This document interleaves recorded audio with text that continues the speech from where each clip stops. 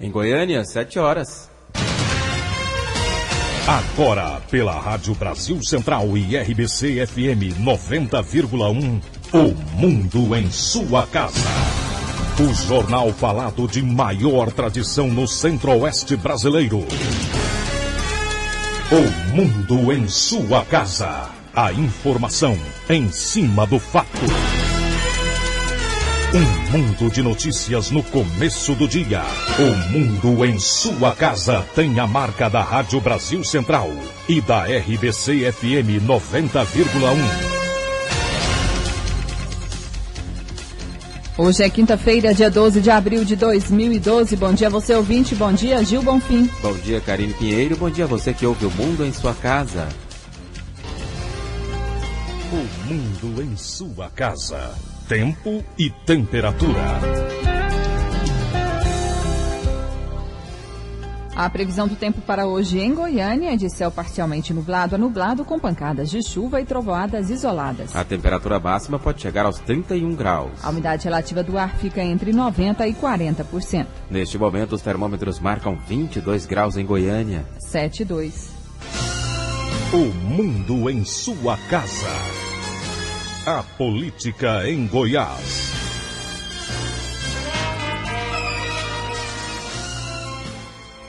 O governador Marconi Perillo participa hoje do lançamento da temporada 2012 de concertos da Orquestra Filarmônica de Goiás. Ele vai receber a orquestra às 8 horas da noite no Palácio das Esmeraldas, que fica na Praça Cívica, no centro de Goiânia. O governador Marconi Perillo discute com o ministro da Fazenda o fim dos incentivos fiscais. O governador quer garantir compensações. O governador Marconi Perillo se reuniu em Brasília com o ministro da Fazenda, Guido Mantega, para discutir compensações ao estado de Goiás diante da decisão da Comissão de Constituição e Justiça do Senado de aprovar a Resolução 72 de 2010, que poderá resultar na unificação em 4% da alíquota de ICMS sobre importação de bens de consumo. A medida aprovada pela CCJ do Senado, que agora segue para a Comissão de Assuntos Econômicos, antes da votação em plenário, promete acabar com a chamada guerra fiscal entre os estados. Eles ficariam proibidos de conceder incentivos fiscais para atrair investimentos. Marconi Perillo destacou pontos do acordo que está a um passo de ser fechado com o ministro Mantega, que, na sua opinião, vão compensar, pelo menos em parte, as perdas de Goiás em decorrência do fim da guerra fiscal. A proposta concreta que a gente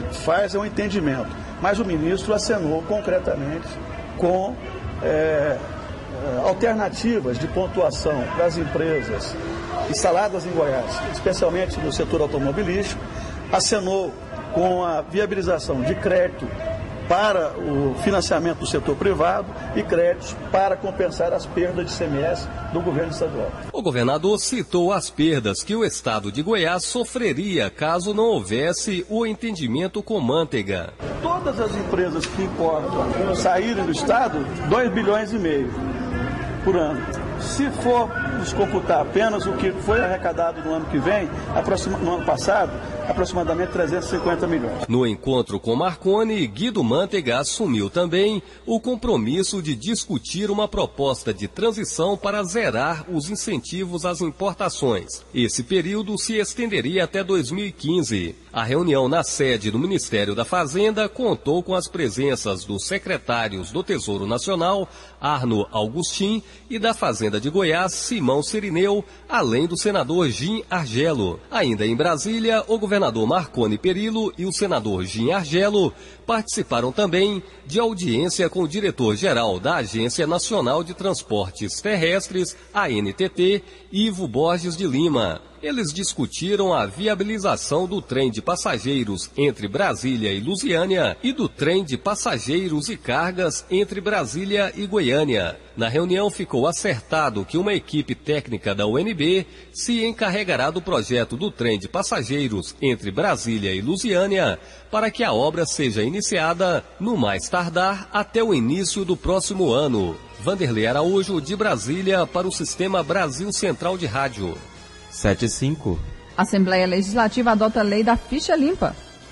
O presidente da Assembleia Legislativa, deputado Jardel Selva do PSDB, assinou o ato da mesa diretora que estabelece uma série de regras para a contratação de servidores comissionados pelo Legislativo Estadual. Essas regras são similares às estabelecidas pela lei do Ficha Limpa, que impede que políticos que tenham condenação por órgãos colegiados disputar eleições por um período de 8 anos. Assim que for publicado, já vai ser cumprido. Para ser admitido daqui para frente, vai ter que preencher todos os requisitos do Ficha Limpa, seguindo o conselho, a orientação e o exemplo do governador Marconi Perillo. Agora está havendo uma expansão em todos os segmentos da sociedade, o Estado, a União, aqui o Poder Legislativo. Qual a importância final do Ficha Limpa na opinião do senhor? É que você vai evitar que as pessoas que fraudaram, as pessoas que cometeram delitos, possam participar da vida pública impunemente. Então, a lei da Ficha Limpa é um negócio que veio e veio para ficar. Cumprindo o que exige a Constituição Estadual, o secretário da Fazenda, Simão Sirineu, esteve na tarde de ontem na Comissão de Tributação, Finanças e Orçamento, quando apresentou o balanço do último quadrimestre do ano passado. Uma das indagações dos deputados referiu-se ao comportamento da dívida do Estado. Aumento na dívida em si houve, mas na dívida líquida houve uma queda.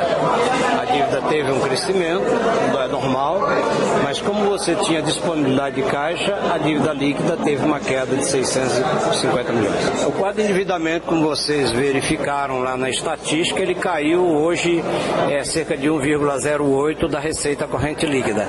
Ou seja, a dívida baixou para o nível da receita corrente líquida do Estado. Agora são 7h07. O mundo em sua casa. Política Nacional.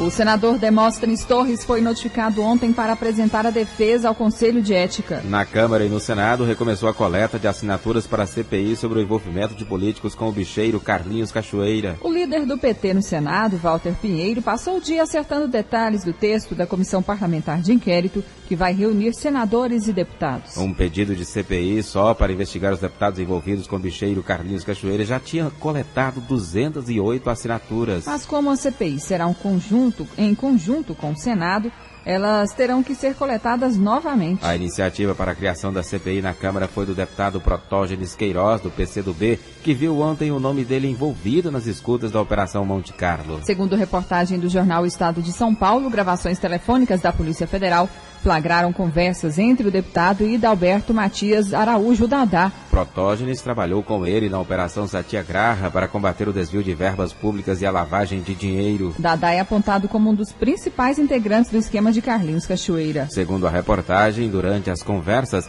o deputado Protógenes orienta Dadá sobre como agir para embaraçar a investigação da Corregedoria da Polícia Federal, aberta para apurar possíveis abusos na Operação Satyagraha. O deputado disse desconhecer as ligações e afirmou que elas não tiram a autoridade dele para participar da CPI mista. Depois de uma longa ausência, o nome do senador Demóstenes Torres voltou a aparecer no painel do plenário ontem. Ele esteve rapidamente no Senado, apenas o tempo de registrar presença e ser notificado formalmente pelo Conselho de Ética de que tem 10 dias para apresentar a defesa dele no processo aberto por quebra de decoro parlamentar. No Superior Tribunal de Justiça, a ministra Laurita Vaz recusou ser a relatora do pedido de habeas corpus de Carlinhos Cachoeira.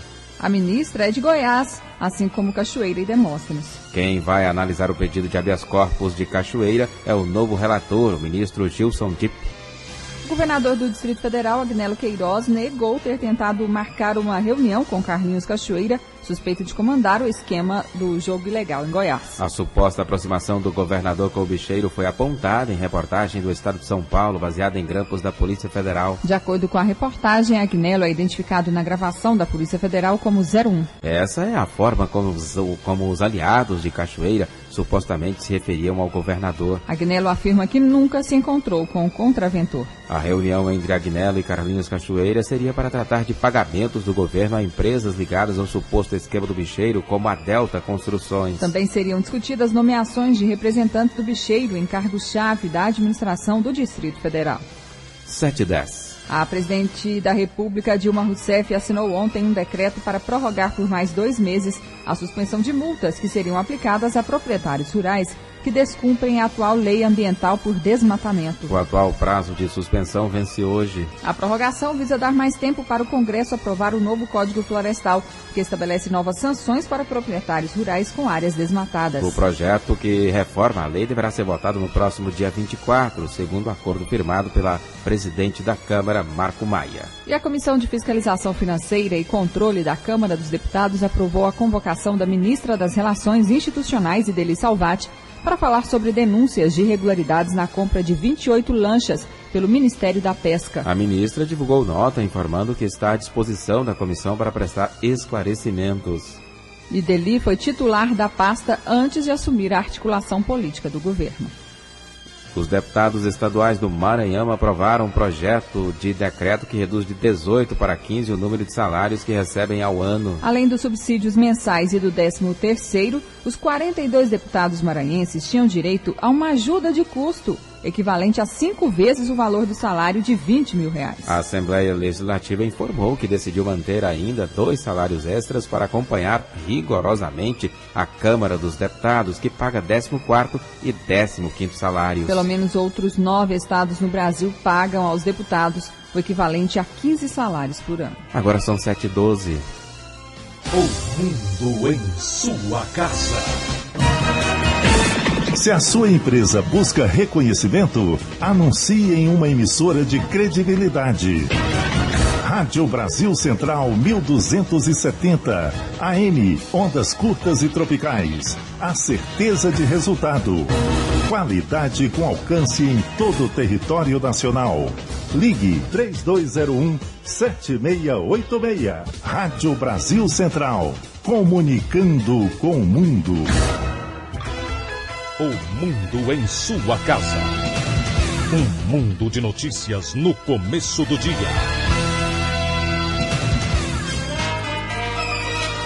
Uma mulher de 31 anos foi abusada sexualmente dentro do Centro Integrado de Assistência Médica Sanitária, o CIAMS, do Jardim América, aqui em Goiânia. Ela é funcionária da limpeza e estaria trabalhando quando o crime aconteceu. De acordo com a polícia, a mulher foi jogar lixo nos fundos da unidade quando acabou surpreendida por um homem que a imobilizou. A segurança do CIAMS é feita pela Guarda Municipal de Goiânia. Segundo a corporação, no momento do crime havia 2 guardas fazendo a ronda no local. O Ministério Público ouve testemunhas do caso Farra dos Coronéis. Deputado estadual Major Júnior Alves de Araújo e 2 coronéis da Polícia Militar foram ouvidos ontem no Ministério Público de Goiás sobre o caso conhecido como a Farra dos Coronéis. O promotor responsável pela investigação, Fernando Krebs, enumerou as principais irregularidades encontradas na Polícia Militar e destacou que elas vêm sendo praticadas desde a gestão passada.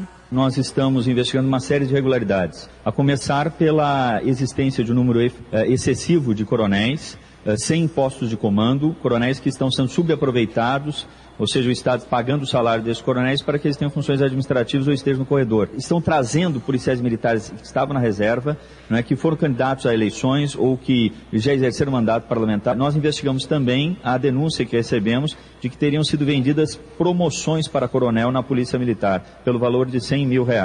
Major Araújo apontou que os militares foram os principais motivadores dessas denúncias, pois estavam insatisfeitos com a corrupção na corporação. Os militares não são satisfeitos com o que vinha ocorrendo na Polícia Militar, têm receio, têm medo de declarar, embora todos eles, a grande maioria, tenha como colaborar. O secretário de Segurança Pública, João Furtado, esclareceu que todas as irregularidades serão apuradas pelo governo. Pretendemos apurar os nomes eventuais de quaisquer outras pessoas citadas nas investigações da Polícia Federal. Mas nós pretendemos apurar também os chamados tipos administrativos. São os atos de improbidade administrativa que porventura tenham sido cometidos. E não vamos nos limitar, naturalmente, só àqueles tipos indicados na denúncia do Ministério Público. Significa dizer que, no curso da análise desses documentos, outras pessoas poderão ser identificadas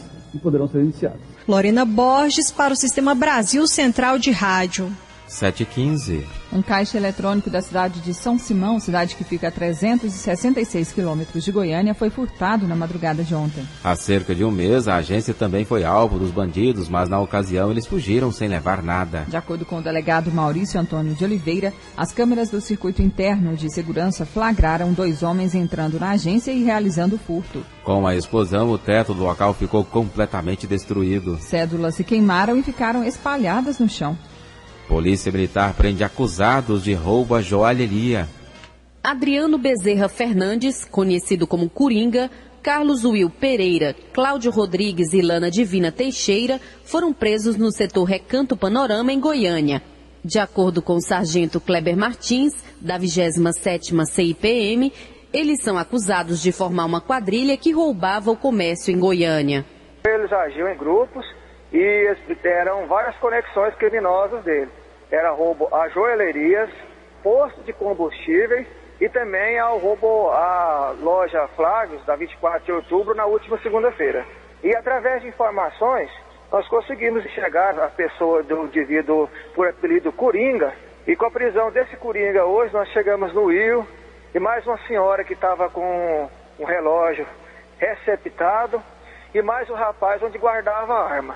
A modalidade criminosa deles aqui, assim, vamos dizer assim, inovado na questão do crime, é que eles deixam a arma guardada com um terceiro e deixam o produto roubado com a outro terceiro. Para quando a polícia chegar a algum deles, não conseguir fechar a questão do crime. Porque se acha a arma, não tem o produto roubo. Se acha o produto roubo, não tem a arma. Sargento Kleber Martins informa que produtos do roubo foram encontrados com os acusados. Foi encontrado com eles os relógios roubados na Vanessa Joias. O roubo acontecido há mais ou menos umas 3 semanas atrás. E a arma que eles utilizaram para fazer o roubo. Na verdade, foram 2 armas que eles utilizaram. Só que a outra arma já foi apreendida em uma ação da nossa companhia aqui da 27ª, já na segunda-feira, onde foi apreendido indivíduos que estavam roubando moto, ali na região do Balneário. Adriano Bezerra Fernandes e Carlos Will Pereira possuem antecedentes criminais por roubo e tráfico de drogas. Os suspeitos foram encaminhados para o 5º DP. Patrícia Almeida para o Sistema Brasil Central de Rádio. 7h17. No bairro de Campinas, um homem de 57 anos foi preso na tarde passada após ser flagrado no apartamento dele com 3 adolescentes, 2 meninas e um menino com idades entre 14 e 16 anos. Segundo a polícia, o homem foi preso após denúncia de um vigia de carros que trabalha na rua onde o suspeito mora. O vigia viu os garotos entrando no prédio do suspeito e acionou a polícia. A polícia encontrou material pornográfico no apartamento dele. O caso foi registrado na Delegacia de Proteção à Criança e ao Adolescente. Defensor-Geral do Estado, explicação da Defensoria e orienta quem precisa desses serviços. Senhor defensor, bom dia. Bom dia, Almir. Qual o papel da Defensoria? A Defensoria Pública é uma instituição prevista na Constituição Federal que tem a função precípua de fazer atendimento jurídico gratuito, de forma judicial e extrajudicial, a todo aquele cidadão que não tem condições financeiras de suportar o pagamento de honorários advocatícios e custas processuais. Quais são os serviços que a Defensoria presta à sociedade? A Defensoria presta o serviço extrajudicial de análise de contratos e documentos e o serviço judicial de defesa e propositura de ações nas áreas civil e criminal. Que tipo de ação, por exemplo, o cidadão pode recorrer à Defensoria para que ele possa ter o atendimento da Justiça? A maioria das nossas ações, cerca de 62% dos nossos atendimentos, são da área de família, que está incorporada na área civil. A área de família, nós podemos identificar ações como ação de pensão alimentícia, ação de execução de alimentos, divórcio, separação, inventário, interdição. Dentro da área civil, ações de indenização, sobretudo na área do consumidor, ações em face de empresas telefônicas, empresas concessionárias de serviços públicos essenciais, enfim, a defesa do cidadão em todos esses aspectos consumeristas, família e civil de modo geral. E ainda na área criminal, na defesa dos direitos e interesses daqueles que eventualmente estão sendo acusados da prática de algum crime. O cidadão precisa pagar alguma coisa para ter acesso aos serviços da Defensoria? A Defensoria presta um serviço absolutamente gratuito. Entretanto, existe um determinado perfil do assistido, que é a pessoa que nós vamos prestar, o cidadão que receber prestação de serviço da Defensoria, que dentre outros requisitos está a sua condição financeira. Por força de influência, sobretudo da legislação federal e estadual, no que concerne a isenção do imposto de renda, a isenção do imposto de transmissão, também, entre outros critérios, existe aí um patamar de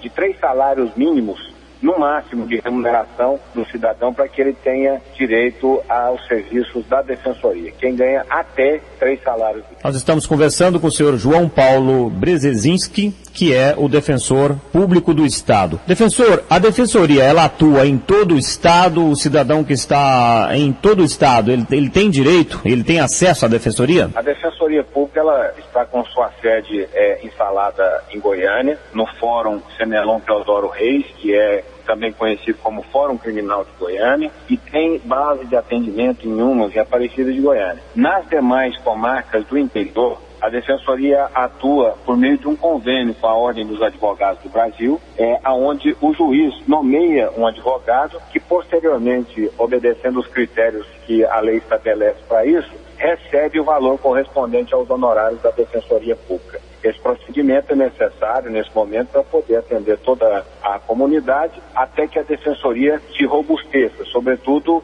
com concursos públicos e a contratação de vários outros defensores. Entre uma das ações da Defensoria na área da segurança pública está a Central de Flagrantes, que funciona junto à Secretaria de Segurança Pública. Como é que está esse trabalho e qual que é o papel dele? Nós já elaboramos a minuta do convênio que pretendemos firmar com a Secretaria de Segurança Pública. Inclusive, nesse momento, esse convênio está nas mãos da assessoria jurídica do secretário, João Furtado, e o objetivo é que instalemos essa central de flagrante para atuação aos finais de semana. Então, se eventualmente algum cidadão for preso durante o final de semana, nós teremos advogados de plantão apenas e exclusivamente para aqueles que preenchem o perfil da Defensoria, né?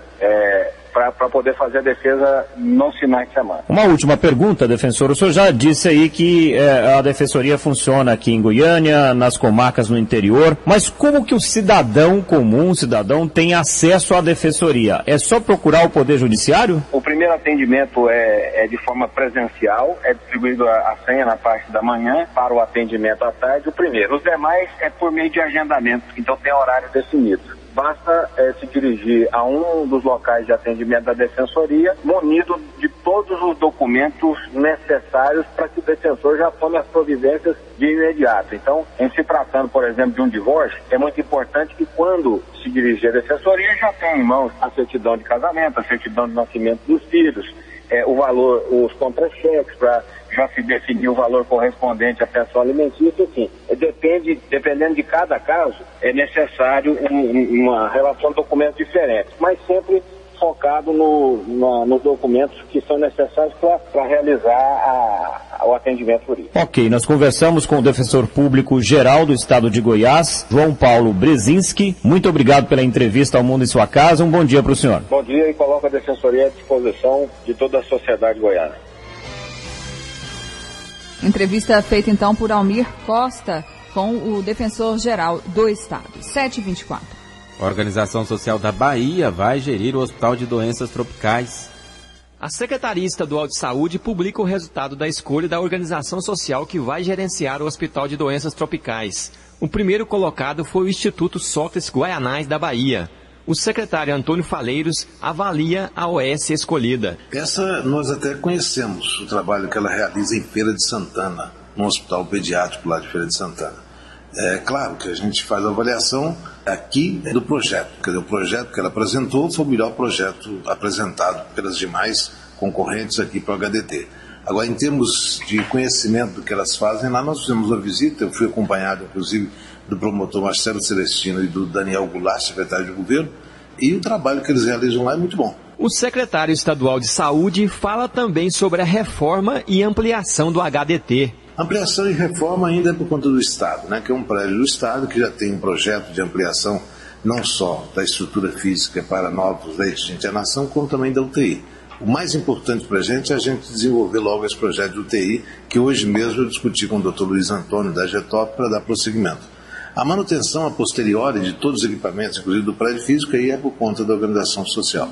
Mas até a organização assumir, essas reformas serão por conta do Estado. Antônio Faleiros comenta ainda sobre a programação pactuada e integrada, que é discutida em seminário da Secretaria de Saúde. A PPI, a meu ver, é o ato mais importante de uma gestão no Secretário Estadual de Saúde. É a pactuação que você faz com todos os municípios do Estado, é o levantamento físico de toda a oferta de serviço, o diagnóstico da necessidade de cada município para que você possa referenciar, fazer a pactuação para você encaminhar esses pacientes numa cidade que tem menos recursos do que outra. A homologação da OS escolhida deve ser realizada no próximo dia 20. Wilton Vieira, para o Sistema Brasil Central de Rádio. 7h26.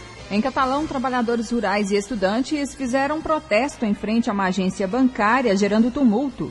Eles pediam que a instituição financeira reveja a situação de uma família que tem débitos com o banco e perdeu na justiça a propriedade rural. O imóvel foi a leilão e o dinheiro será usado para quitar a dívida. Os protestos começaram na terça-feira. Mas o que era uma manifestação pacífica se transformou em confusão. Usando telefones celulares, estudantes gravaram o tumulto. Nas imagens, alguns policiais aparecem usando cacetetes para afastar os manifestantes. Até cães foram utilizados. Algumas pessoas saíram feridas. O comandante da Polícia Militar em Catalão já teve acesso aos vídeos gravados durante a confusão e agora tenta identificar as pessoas que participaram do protesto. A Polícia Civil também investiga o caso. As pessoas que foram detidas pela PM durante a confusão já foram ouvidas. A Polícia Militar também vai investigar se houve abusos dos policiais. 7h27.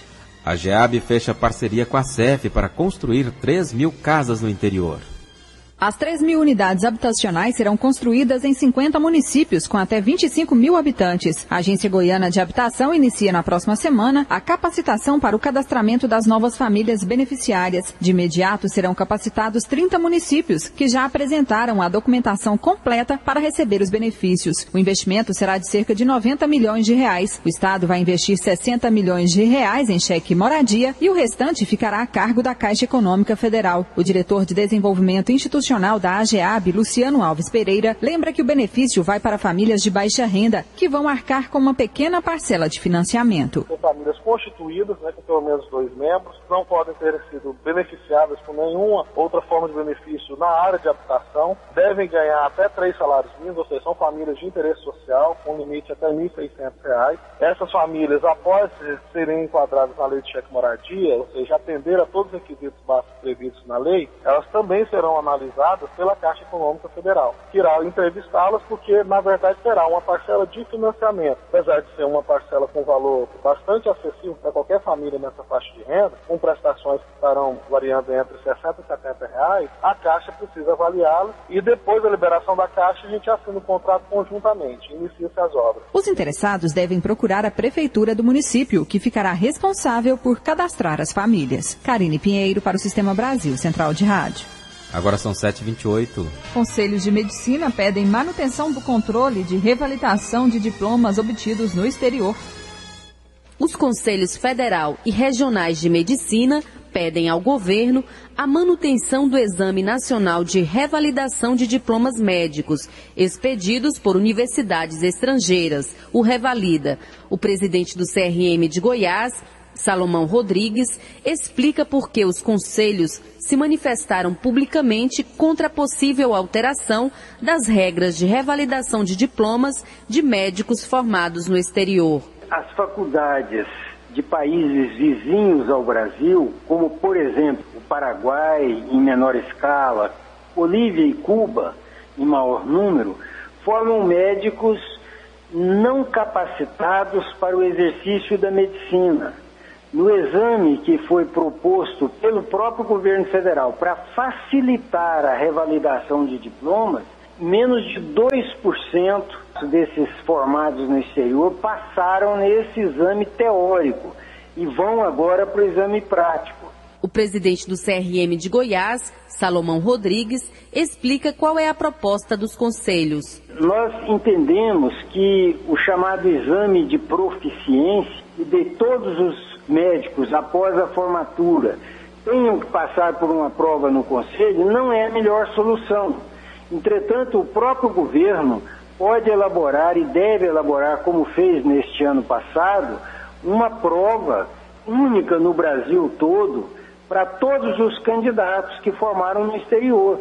Se ele passar na prova teórica, ele vai para a prova prática, porque o ser médico não se avalia apenas com conhecimento teórico. O Revalida é aplicado desde 2010 pelo Instituto Nacional de Estudos e Pesquisas Educacionais Anísio Teixeira. Patrícia Almeida para o Sistema Brasil Central de Rádio. 7h31. Prefeitura de Goiânia e Secretaria de Cidadania e Trabalho chegam a acordo sobre a gestão do condomínio Sol Nascente. O atendimento a crianças e adolescentes não será interrompido. Segundo o acordo, a gestão do condomínio vai ser transferida gradativamente para a Prefeitura, que, segundo o secretário de Assistência Social, Darcy Accorsi, não tem condições hoje de assumir o custo da instituição, que chega a R$1 milhão por ano. Darcy explica como a transferência vai ser feita. Nós fizemos um acerto que de 5 a 10 funcionários da Prefeitura de Goiânia estarão no segundo semestre participando da administração do Sol Nascente. A partir de janeiro do ano que vem, nós nos responsabilizamos pela manutenção e pela alimentação. E a partir de agosto do ano que vem, então nós assumiríamos totalmente o condomínio Sol Nascente. O condomínio possui hoje 48 crianças, mas a capacidade é para 40. O atendimento é realizado em 2 ambientes. Um se destina a crianças entre 6 a 12 anos e o outro para bebês. Os funcionários se dividem em 3 turnos de trabalho. Darcy Accorsi faz um apelo e pede ajuda de famílias e instituições para que as crianças do condomínio sejam adotadas. Essas crianças precisam de pais, precisam de um lar, precisam de uma casa. Há poucos dias nós tivemos uma criança abandonada com 3 dias de vida no Jardim Novo Mundo. Essa criança está sendo cuidada por funcionários da SEMA e depois disso ela será levada para o condomínio Sol Nascente. Mas essa criança não pode permanecer lá. Ela precisa de um lar. Ela precisa do convívio de uma família. E é aí que nós estamos apelando para a generosidade das famílias, a generosidade das pessoas, para que venham e adotem essas crianças e possam dar dignidades a elas. Riva Cran para o Sistema Brasil Central de Rádio.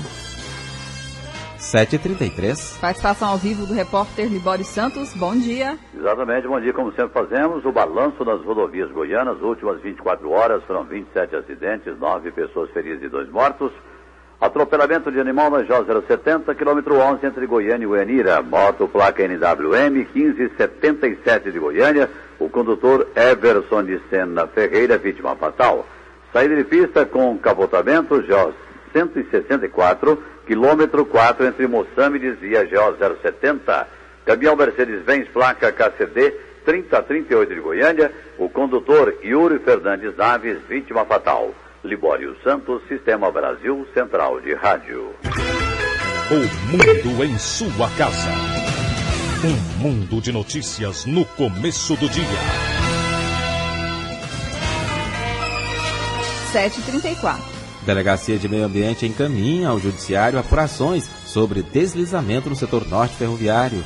Após concluir a investigação sobre o deslizamento de terra no setor norte ferroviário, a Delegacia Estadual de Repressão a Crimes contra o Meio Ambiente indiciou a empresa Fama e mais 3 pessoas que construíram em área de preservação ambiental. Por causa das irregularidades, em março, o córrego Capimpuba transbordou e casas foram alagadas. O delegado da DEMA, Luziano de Carvalho, fala sobre a conclusão das investigações. Houve o rompimento de um aterramento no cemitério e, com isso, veio interromper a vazão normal, natural do córrego Capimpuba, ocorrendo inundações em casas.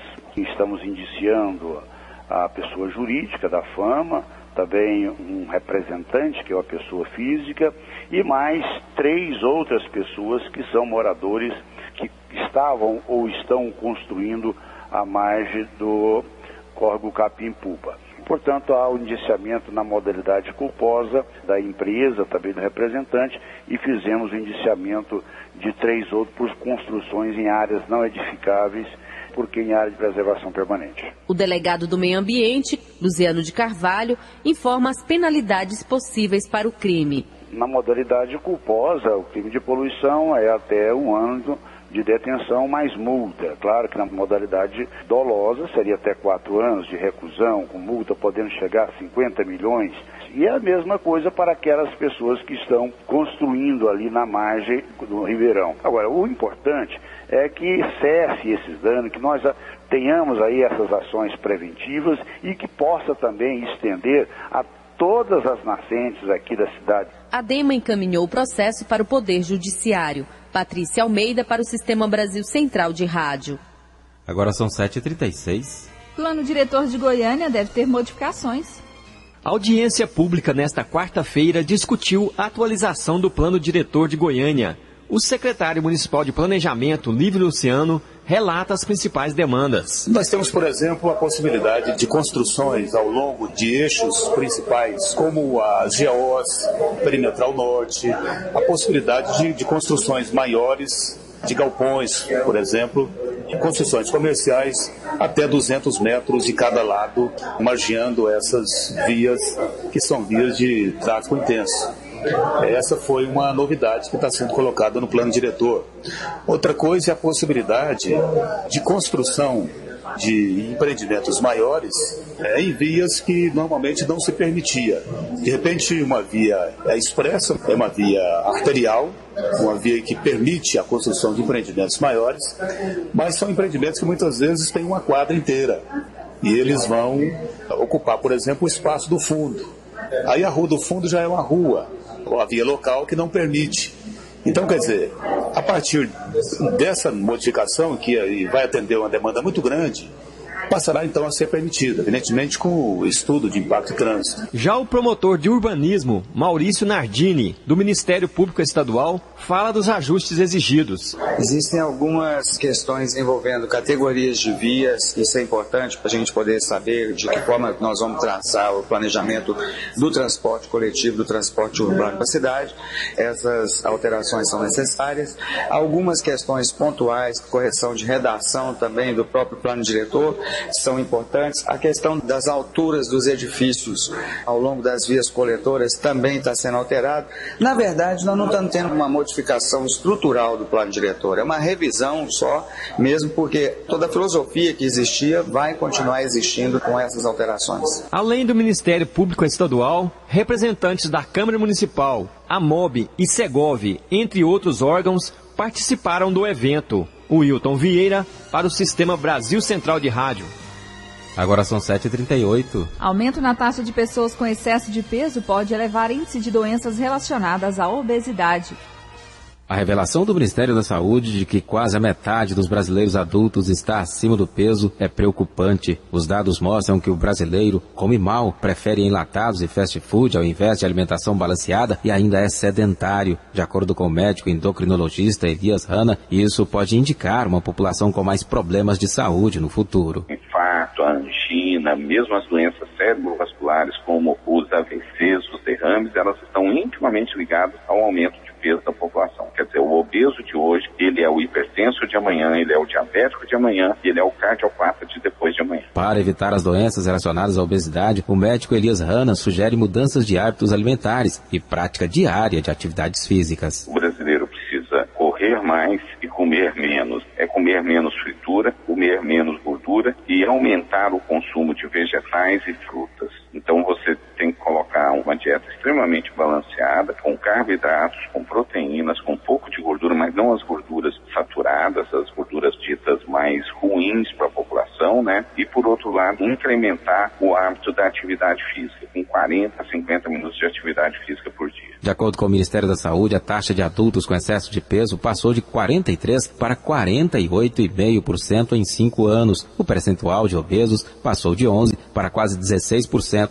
entre 2006 e 2011. Gil Bonfim para o Sistema Brasil Central de Rádio. Vice-governador se reúne com empresários portugueses interessados em investir no centro-oeste do Brasil. Com o objetivo de negociar produtos e serviços, realizar parcerias, estimular investimentos e transferência de tecnologia, o vice-governador do estado, José Eliton, se reuniu ontem com um grupo de empresários portugueses interessados em investir no centro-oeste brasileiro. O vice-governador José Eliton ressalta o que Goiás tem de melhor para oferecer. Goiás hoje é um dos estados mais pujantes da federação. Goiás se localiza do ponto de vista geográfico na posição estratégica. Nós temos os eixos estruturais de desenvolvimento cortando Goiás ao meio, ferrovia norte-sul, leste-oeste, o gasoduto que irá cruzar Goiás. Temos mais de 13 mil quilômetros de rodovias. Temos uma produção rural interessante com a legislação ambiental que propicia a exploração de até 80% das propriedades rurais. Nós temos o produto interno bruto nosso ao longo dos últimos anos transformando da matriz desse produto da área de agricultura para uma área de serviço e produto industrial, de modo que o estado de Goiás hoje reúne todas as condições para atrair investidores. Além disso, o governo de Goiás tem agido de forma muito firme no sentido de garantir incentivos para que empresas venham se instalar em Goiás, gerando emprego, gerando renda, gerando riquezas em nosso estado, melhorando as condições de vida da nossa população. Nós queremos fazer com que a economia desse estado seja uma economia de maior relevo, de maior peso no cenário nacional, de modo que possamos, a um curto prazo, sair na nona economia no país para chegarmos à oitava, sétima, sexta e assim por diante.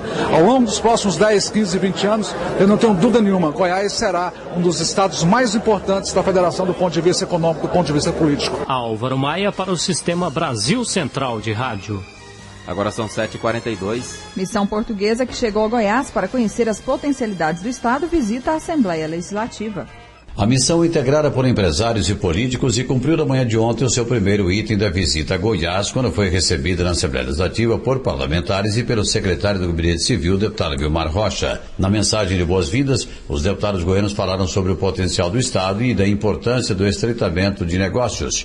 A chefe da missão, Maria Salomé, disse que essa missão é diferente das outras. Por isso é uma missão empresarial diferente daquelas que habitualmente se fazem, que são os primeiros contactos e, entretanto, as coisas vão seguindo o seu rumo com maior ou menor velocidade. Neste caso em concreto, as coisas estão muito mais avançadas.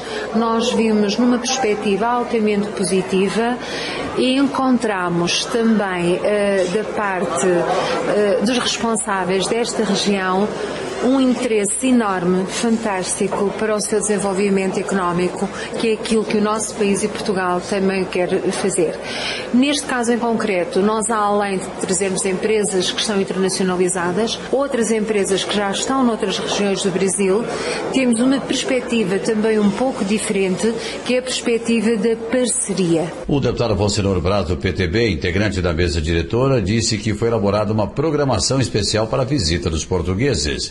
Foi feita uma agenda muito produtiva, que eles vão conhecer aqui alguns municípios, algumas regiões nossas aqui, muito interessante. E a gente torce para que haja mais negócios entre Goiás e Portugal, entre o Brasil e Portugal. É preciso aumentar essa relação também na área comercial, na área produtiva e à disposição de empresários portugueses e manter esse relacionamento e manter esse comércio com o Brasil, o que é muito produtivo para todos os países. Libório Santos, Sistema Brasil Central de Rádio. 7h44. Goiás avança na Copa do Brasil. As notícias do esporte você confere a seguir com José Calazans. O mundo em sua casa. O transporte clandestino é crime que dá cadeia, apreensão do veículo e multa. Para quem usa, a pena tem sido ainda mais pesada: a morte. Os veículos usados no transporte clandestino são irregulares. Além de velhos e não vistoriados, muitas vezes o condutor não possui habilitação. O risco de sofrer um acidente e morrer no caminho é muito maior do que você imagina. Denuncie 0800 704 3200. Agência Goiana de Regulação e Governo de Goiás. O mundo em sua casa tem a marca da Rádio Brasil Central e da RBC FM 90,1.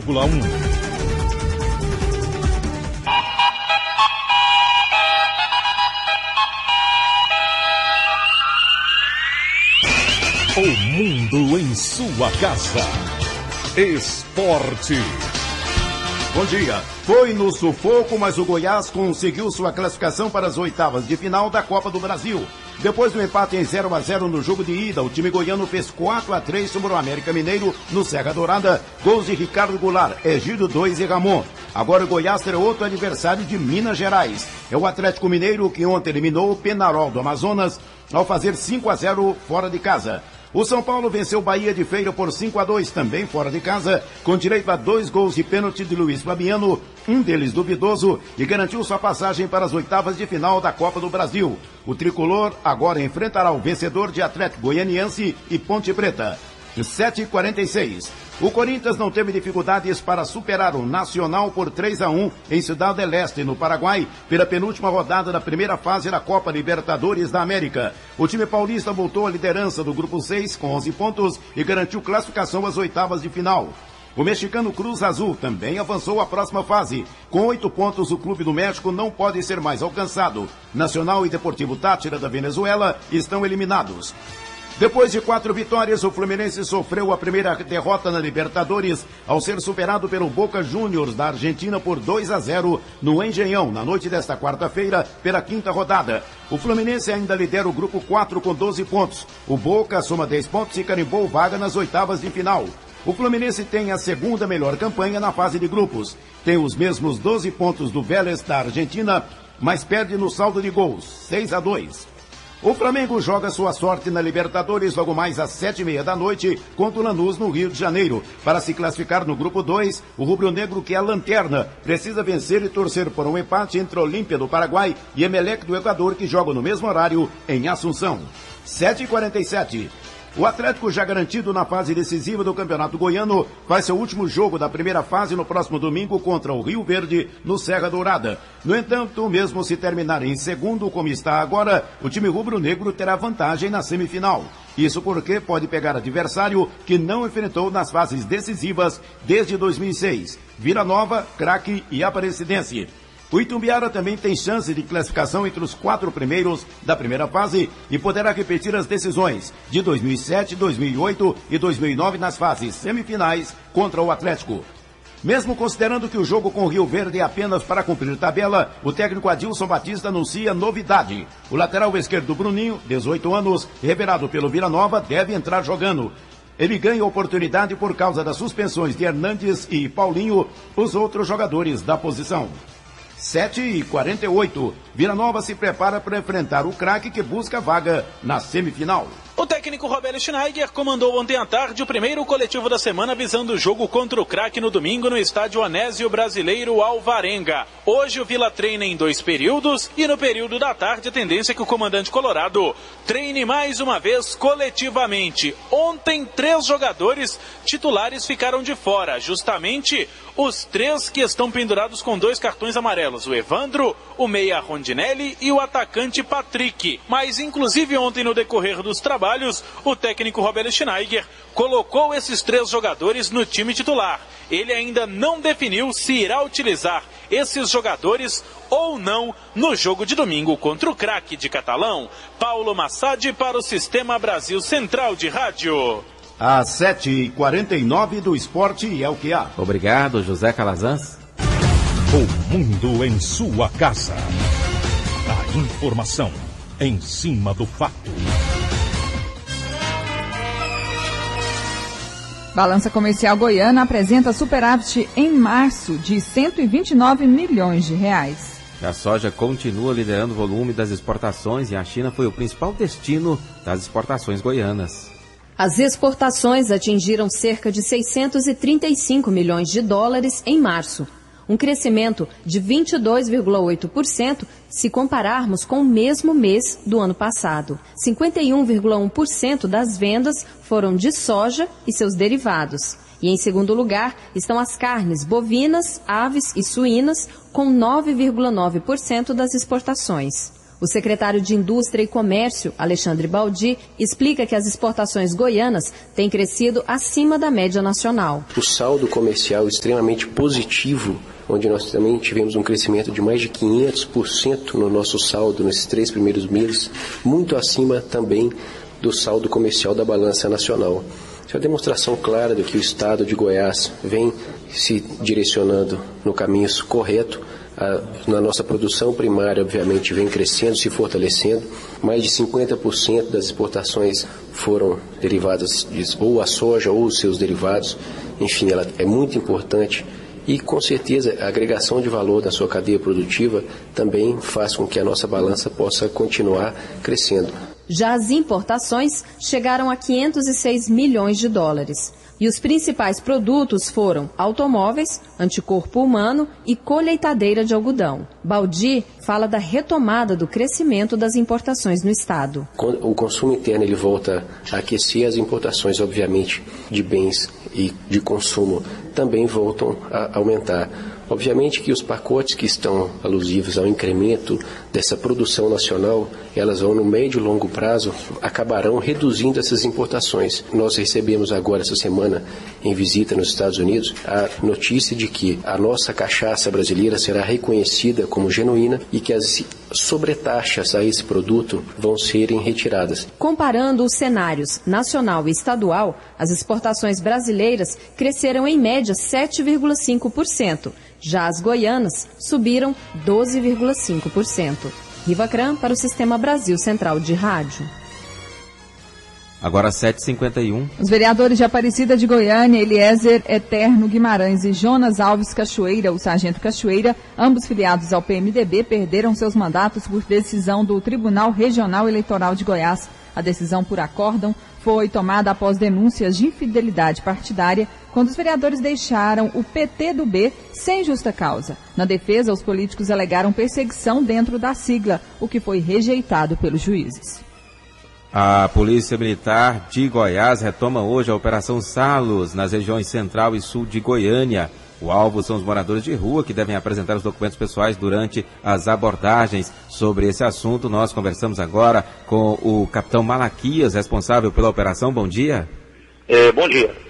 Capitão, na última Operação Salos, né, com este mesmo objetivo, houve até uma polêmica em Goiânia em relação à operação da Polícia Militar. A ação de hoje será nos mesmos moldes? Será no mesmo molde, uma vez que a própria lei ampara essa ação da polícia. Ela diz que quando qualquer cidadão, principalmente em situação de risco, ele não porte documento, ele cabe à condução coercitiva, até a sessão de identificação, para que o mesmo se identifique. E mesmo ele apresentando a identificação, porém, se ele já possui passagem, também você pode reconduzi-lo para saber se não tem mais nenhum mandato de busca e apreensão em seu desfavor.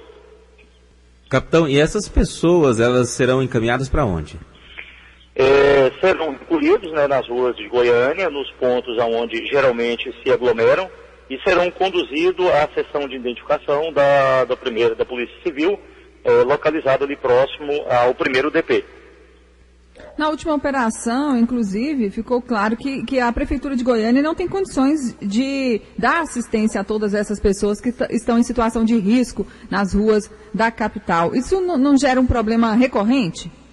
A grande verdade é essa. A Polícia Militar é tida como a única responsável por essas condições, esse número de pessoas colocado no centro de Goiânia, o que não é a verdade.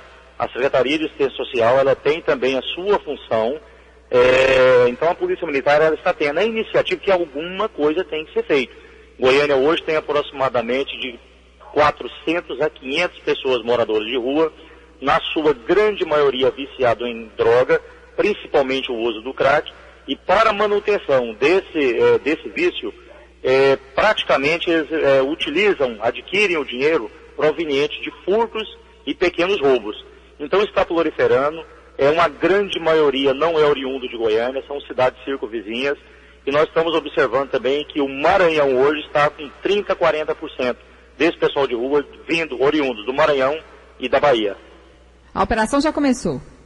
Já teve início, nós iremos estendê-la até ao meio-dia, então essas pessoas estarão sendo triadas no intuito de cadastrá-las, de que nós tenhamos um dado da onde vem, qual foi a origem, bem como verificarmos se existe entre esses algum com mandato de busca e apreensão. Capitão Malaquias, responsável pela Operação Salos aqui em Goiânia e região metropolitana da capital, aliás, nas regiões central e sul da capital. Obrigado pela entrevista aqui ao Mundo em Sua Casa. Um bom dia. Muito obrigado e bom dia a todos. A Operação Salos, então, da Polícia Militar, retomada hoje nas regiões central e sul de Goiânia. 7h55. Vice-governador José Hélito entrega 10 vans para a Agrodefesa. As 10 vans foram entregues para a Agência Goiana de Defesa Agropecuária. De acordo com Antenor Nogueira, presidente da Agrodefesa, elas serão utilizadas como escritórios móveis de fiscalização nas regionais da agência no interior do estado. Nós precisávamos de pontos móveis como esse para justamente fechar os desvios, né? Que você tem rodovias, mas muitas vezes aquela rodovia tem um desvio que não deixa que o infrator passe no lugar adequado. Então, com a equipe móvel, nós vamos agora fechar essa malha. Os veículos foram entregues pelo vice-governador José Hélito, que destacou a importância deles na defesa sanitária do estado. Esses veículos são importantes na medida em que nós dotamos a agrodefesa da infraestrutura necessária para executar sua atividade fim. Esses veículos terão um papel fundamental na fiscalização de todas as regionais que envolvem o estado de Goiás para garantir que nossos produtos sejam produtos de qualidade e que não tenham contaminação por qualquer tipo de doença, sejam produtos de natureza vegetal, sejam produtos de natureza animal. Paulo Henrique Santos, para o Sistema Brasil Central de Rádio. 7h56. Um levantamento do Ministério da Saúde, divulgado ontem pelo ministro Alexandre Padilha, revelou que Goiânia é a 4ª capital do país em que os motoristas mais admitem o hábito de dirigir depois de beber. Reconheceram essa prática 11,8% dos condutores do sexo masculino entrevistados. Entre as mulheres, esse índice foi de 1,7%. Realizada em Goiânia, a primeira reunião do Fórum de Secretários Municipais de Planejamento e Administração. O município de Santa Isabel, na região norte do estado, foi considerado pela Firjan o município brasileiro mais eficiente na arrecadação e aplicação dos recursos públicos. O prefeito Levino de Souza explica os motivos que levaram a cidade a conquistar o título. O trabalho de equipe é fundamental. A gente senta toda semana.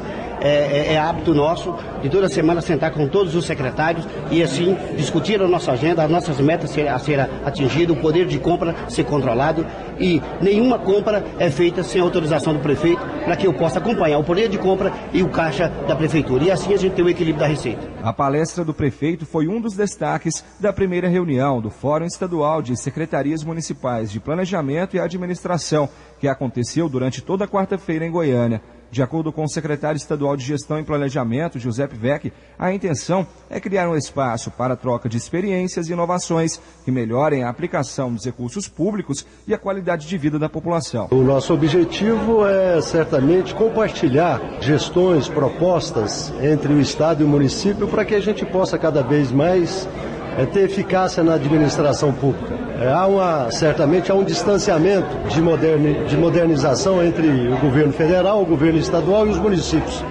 E é necessário que nós, a cada dia mais, encurtemos esse distanciamento, propondo alianças, propondo parcerias, nos mais diversos campos que possam aperfeiçoar e melhorar a gestão pública. A intenção é que os integrantes do fórum se encontrem pelo menos de 4 em 4 meses. Paulo Henrique Santos, para o Sistema Brasil Central de Rádio. Agora são 7h58. O Supremo Tribunal Federal suspendeu ontem o julgamento da ação que pede a liberação do aborto de feto sem cérebro. O placar ficou em 5-1 para interromper a gravidez nestes casos. Somente o ministro Ricardo Lewandowski votou contra a ação. O julgamento será retomado hoje à tarde. Outros 4 ministros precisam apresentar seus votos. E ontem um bebê sem cérebro morreu em Cuiabá, no Mato Grosso, após justiça negar o pedido de aborto. A recém-nascida ficou viva por apenas 1 minuto. A mãe da menina continua internada e está sedada por ter tido complicações durante a cirurgia. Um jovem invadiu uma escola pública na Grande João Pessoa, na Paraíba, disparou e feriu 3 alunos. As vítimas foram levadas para hospitais da região, mas não correm risco de morte. O atirador ainda não foi identificado e ninguém foi preso. A polícia não tem pistas sobre a motivação do crime. 7h59, noticiário internacional. Um terremoto de magnitude 7 na escala Richter atingiu a região oeste do México ontem. Um outro abalo de intensidade 5,9 foi registrado na costa do estado americano de Oregon. Tremores também foram sentidos na costa da Califórnia. Não há relatos de vítimas ou danos a edifícios em nenhum dos 3 locais. Os tremores aconteceram no mesmo dia em que um abalo de magnitude 8,6 atingiu a Indonésia e outros países banhados pelo Oceano Índico. Em Goiânia, 8 horas e termina mais uma edição do Mundo em Sua Casa, que teve a apresentação de Gil Bonfim e Karine Pinheiro. Redação e edição, Adam Mendes, Antônio Correia, Marcelo Cabral e Wendel Franco. Direção de estúdio, Luzeni Gomes. Chefes de reportagens, Ione Chagas e Almir Costa. Operação de áudio, Otaís José. Central técnica, Frederico Pita e Thaís Oliveira. Gerência do Sistema de Rádio, Suede Barbosa. Direção de Tele-Rádio-Difusão, Abadia Lima. O Mundo em Sua Casa volta amanhã, às 7 da manhã. Obrigado pela sua audiência e até lá. Bom dia, Karine. Bom dia, até amanhã. Este foi, pela Rádio Brasil Central e RBC FM 90,1, O Mundo em Sua Casa. O jornal falado de maior tradição no Centro-Oeste brasileiro. O Mundo em Sua Casa. A informação em cima do fato. Um mundo de notícias no começo do dia. O Mundo em Sua Casa voltará sempre com a marca da Rádio Brasil Central e da RBC FM 90,1.